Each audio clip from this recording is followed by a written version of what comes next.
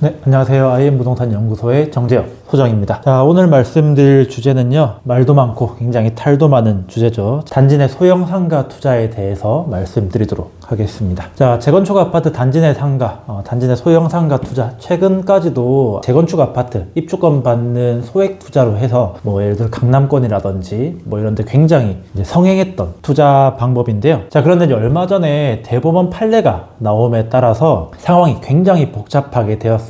자, 오늘은 이 재건축 아파트 단지 내 상가 투자에 대해서 왜 어떻게 하는지, 또 어떤 이유로 성행했고 또 어떤 판례가 나왔기 때문에 지금 또 문제가 되고 있는지, 재건축 아파트 단지 내 소형 상가 투자의 모든 것에 대해서 상세하게 다뤄보도록 하겠습니다. 자, 먼저 재건축 아파트 단지 내 소형 상가에 투자를 하는 이유, 투자를 했던 이유죠. 자, 왜 그러냐? 일단 대표적으로 크게 이제 두 가지 정도 꼽을 수 있는데, 먼저 소액 투자.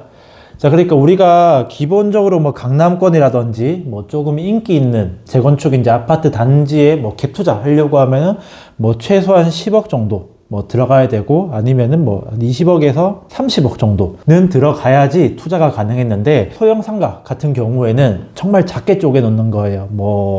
두세 평, 적으면 한 평짜리도 있고, 자, 이런 식으로 작게 쪼개 놓다 보니까 금액 자체도 적게는 1억, 보통 한 2, 3억 정도로 해서 굉장히 소액으로 투자가 가능했습니다. 자, 그러다 보니까 강남 재건축 아파트 갭 투자하는 비용의 반의 반, 진짜 적게는 10분의 1 정도로 투자가 가능했다라는 것도 하나가 있고요. 자, 그리고 다음으로는 주택수에 들어가지가 않습니다. 자, 당연하죠. 여기는 이제 상가니까요. 주택수에 안 들어가니까, 예를 들어서 무주택자 같은 경우에는 당연히 청약하고 같이 도전 가능하죠. 자, 그 다음에 1주택자 같은 경우에는 양도세, 비과세 요건 유지 가능합니다. 그리고 마지막으로 다주택자 같은 경우에는 세금 부담, 그러니까 취득세라든지 종부세 이런 거에서 많이 벗어났다. 그렇기 때문에 재건축 아파트 입주권을 노리시는 투자자들 같은 경우에는 이렇게 단지 내 상가에 투자를 많이 했습니다. 이렇게 해서 아파트 입주권 확실히 받을 수 있으면 당연히 안 할 이유가 없기 때문이었죠. 자, 그러면은 다음으로 넘어가서 소형 상가 투자가 가능했던 이유에 대해서 말씀드리면은, 자, 생각해보면은 아무리 작은 상가라고 해도 기본적으로 한 5평에서 6평 정도, 한 10평 정도는 돼야지 상가 구실을 할 텐데, 아까 말씀드렸던 것처럼 두세 평짜리 상가가 어떻게 해서 나올 수 있었냐, 이걸 하는 전문업자들이 있었습니다. 자, 이 전문업자들이 어떻게 했냐, 기본적으로 일단 큰 상가 매입한 다음에 소형으로 이제 쪼개는데, 보통 이제 상가 매물 크게 나와 있는 상가들을 매입을 합니다. 물건 분석 당연히 하겠죠. 또는 이제 경매로도 낙찰을 받기도 하는데, 자, 이렇게 큰 상가를 매입한 다음에 큰 상가에 있는 세입자 일단 먼저 명도시키겠죠. 세입자 이제 있을 수도 있으니까 있는 세입자 내보낸 다음에, 그 다음에 공사합니다. 이렇게 이제 복도도 내고, 이렇게 이제 하나씩 굉장히 작게 다 쪼개는 거예요. 가벽을 치는 거죠. 자, 이렇게 이제 벽만 치고 끝나는 게 아니고 구분 등기까지 다 합니다. 예를 들어서 이제 101호가 있다 치면은 101-1, 101-2, 이런 식으로 해가지고 등기부등본까지 쪼개는 작업을 진행을 하는 거죠. 거기까지 끝낸 다음에 요걸 이제 하나하나 다 매도까지 진행을 합니다. 문제는 판매한 다음 인데, 두세 평짜리 매수한 투자자들은 일단 기본적으로 이렇게 생각하겠죠. 쪼갠 것까지는 오케이 인정, 알고 산 것도 있고 등기 구분까지 다 돼 있으니까요. 자, 그런데 나중에 임차 어떻게 할 거냐, 업자들 너네야 팔고 그냥 가겠지만은 두세 평짜리 임대도 제대로 놓기 힘든데 그냥 재건축 될 때까지 비워놓으라는 거냐, 또 이렇게 생각할 수도 있잖아요. 자, 그래서 이제 업자들 뭘 한다, 임차 관리까지 해줍니다. 자, 어떻게 하냐, 매도를 일단 싹 다 한 다음에, 여기 업자도 이제 하는 교실 가지고 있을 수도 있고, 아니면은, 자, 관리 업체 하나 이제 만들어서 각각의 이 매수자들하고 임대차 계약을 다 체결을 합니다. 자, 그러니까 관리 업체가 이 건물 전체, 이 쪼개진 상가 호실 전체 가지고 있는 매수자들하고 이 임대차 계약 통으로 이제 임대를 한 다음에 이 벽을 다시 다 틉니다. 다 터서 쪼개기 전 상태로 원상복구 시킨 다음에 이 온전한 큰 상가 하나를 새로운 임차인하고 임대차 계약을 체결을 합니다. 이 관리업체 매수자들과 임대차 계약 체결하고 또 새로운 임차인한테 이제 전대를 놓는 식이죠. 사실 이 방법 자체가 불법은 절대 아닙니다. 할 수 있는 방법이긴 한데 뭐 이렇게 해가지고 임차인한테 관리업체가 월세 받아서 뭐 본인 운영비 얼추 빼고 다시 매수자들한테 월세를 돌려주는 방식으로 진행하는데, 어쨌든 이런 메커니즘으로 해서 투자자들은 재건축 아파트 단지 내 상가에 조그마한 상가를 공급받을 수 있게 되는 거죠. 그 다음 이제부터 이제 본격적인 시작인데요. 어떤 이유로 상가를 가졌는데 아파트 공급을 받을 수 있냐? 자, 이 얘기하기 전에 용어 정리 간단하게 하고 들어갈게요. 자, 앞으로 계속 나오는 말이니까요. 자, 먼저 최소 분양 단위 규모 추산액.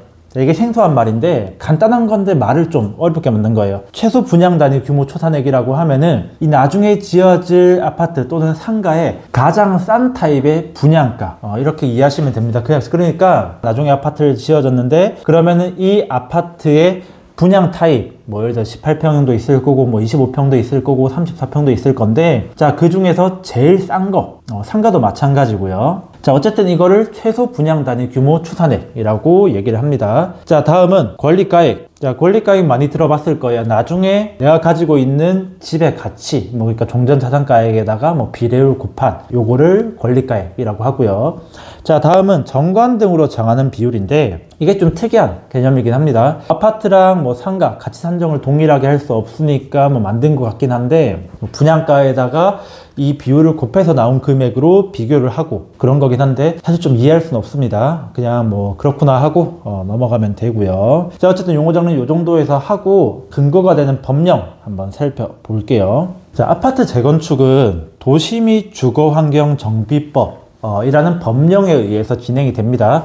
자, 그중 시행령 63조 한번 볼게요. 자, 시행령 63조 관리처분의 방법이라고 되어 있습니다. 자, 그 중에 2항 조합이 조합원 전원의 동의를 받아 그 기준을 따로 정하는 경우에는 그에 따른다. 자, 그러니까 관리처분할 때 이 밑에 각 호를 적용받는데 만약에 마음에 안 든다, 이게 이제 적용받기 싫다, 그러면은 조합원 전원의 동의를 받아서 따로 정하면은 법에 적용 안 받고 마음대로 하게 해줄게. 자, 일단 그런 건데 사실상 만장일치는 불가능하죠. 그러니까 아래의 법을 일단 따르게 되는데, 자, 이 중에서 2조 2항 부대 복리시설. 자, 그러니까 상가입니다. 부대 복리시설 소유자에게는 부대 복리시설을 공급할 것. 그러니까 상가 소유자는 상가만 받아라, 이게 원칙입니다. 자, 그런데 아래 강목의 어느 하나에 해당할 경우에는 1주택을 공급할 수 있다. 자, 여기 이제 예외적인 경우에는 상가 말고 아파트를 공급받을 수 있다, 이렇게 이제 말하고 있습니다. 조금 요약해서 보여드리면은, 첫 번째, 상가 건설 없이 기존 상가의 권리가액, 그러니까 내가 이제 현재 가지고 있는 권리가액이 최소 분양 단위 규모 추산액, 나중에 아파트 지어졌을 때 가장 싼 분양가에다가 정관 등으로 정하는 비율을 곱한 수치가 내가 가지고 있는 상가 권리가액보다 크면은 아파트 분양받을 수 있다라는 겁니다. 자, 이렇게 예를 들어서 내가 기존 상가 권리가액 작은 거 샀으니까 예를 들어 권리가액이 3억이라고 쳤을 때 최소 분양 단위 규모 추산액이 뭐 예를 들어 10억이라고 가정하고 정관 등으로 정하는 비율을 뭐 예를 들어서 0.2로 정했다. 자, 그러면은 10억에다 0.2 곱하면 2억이 되니까 기존 상가 권리가액, 내가 가지고 있는 상가의 권리가액이 더 크니까 이거는 아파트 분양 받을 수 있다. 근데 만약에 이게 0.2가 아니고 뭐 0.4라든지 더 커졌다, 그러면은 나는 상가를 가지고 아파트 분양을 못 받는다. 일단은 이런 내용이 가목이고요. 자, 다음은 나목인데, 자, 이거는 상가를 건설했을 경우에 권리 차액이 최소 분양 단위 규모 추산액하고 이제 정관 등으로 정하는 비율을 곱한 금액보다 클 경우 받을 수 있다는데, 자, 권리 차액이라고 하면은 기존 상가의 권리가액, 그러니까 내가 가지고 있는 상가의 권리가액 빼기 신규 상가의 분양가, 내가 상가를 가지고 있는데 새로 만들어진 상가를 분양받고도 그 금액이 남았다, 그러면은 또 계산해가지고 일정 수치가 넘어가면 아파트 분양을 받을 수 있다, 이런 건데, 이건 이제 웬만하면은 상가를 좀 큰 거 가지고 있으신 분들이 해당되겠죠. 자, 마지막으로는 신규 상가의 최소 분양 단위 규모 추산액이 신규 아파트의 최소 분양 단위 추산액보다 클 경우 받을 수 있다. 자, 그러니까 나중에 이제 아파트 재건축을 했는데, 상가도 재건축을 했는데 너무 큰 상가만 만들어졌다. 자, 그럴 경우에는 상가 대신에 아파트 분양받을 수 있다, 인 건데, 이것도 사실 현실적으로는 어렵죠. 아무튼 이렇게 이제 진행이 되다 보니까 사실 나목하고 다목 같은 경우에는 뭐 소형 상가를 가지고 있는 사람들 이 적용받기는 사실상 불가능했습니다. 자, 그러니까 조합원 전원의 동의를 받거나 아니면은 상가 건설을 안 할 경우에는 아파트 공급을 받을 수 있다라는 거죠. 자, 그런데 여기서 이제 조금 이제 이해가 안 되는 게, 자, 법에 따르면은 소형 상가 소유주 같은 경우에는 조합원 전원의 동의, 뭐 사실상 받기 힘들죠. 또는 이제 상가 건설이 없을 경우에는 아파트 받을 수 있는데, 자, 근데 웬만한 재건축 아파트에는 상가를 가지고 있으면 상가를 건설했으면서도 아파트 분양을 받았거든요. 자, 그럼 왜 이렇게 법과 좀 다른 상황이 발생이 되었냐? 2006년으로 한번 넘어가 볼게요. 자, 2006년에 당시의 건설교통부, 지금의 국토부죠. 자, 거기서 유권 해석을 하나 내놓으면서 재건축 표준정관이라는 거를 또 같이 내놓습니다. 자, 이 표준정관에 뭐라고 되어 있냐? 44조 관리처분의 기준. 자, 부대복리시설 소유자에게는 부대복리시설을 공급한다. 다음 강목에 해당하는 경우에는 1주택을 공급할 수 있다. 그러니까 아까 이제 법에서 봤던 그런 거죠. 새로운 부대복리시설을 공급받지 아니하는 경우로서 종전 부대복리시설의 가액이 분양주택의 최소 분양 단위 규모 추산액에다가 총회에서 정하는 비율, 그러니까 정관에서 정하는 비율을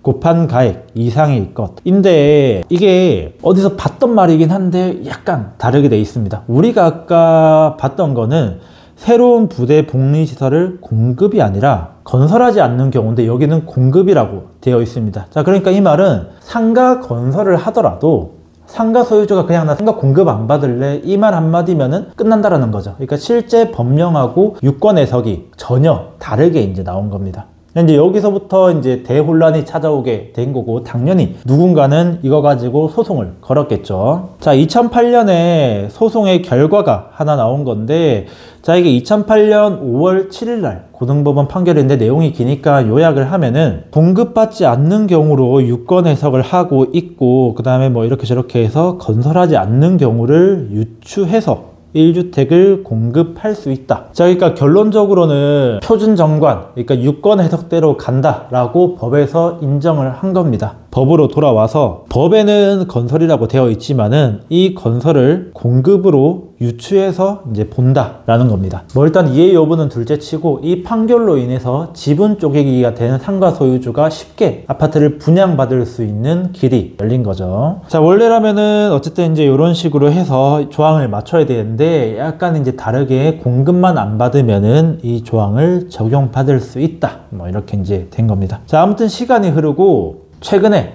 2024년도 8월 달에 대법원에서 기존 공식을 완전히 뒤집는 판결이 하나 나왔는데,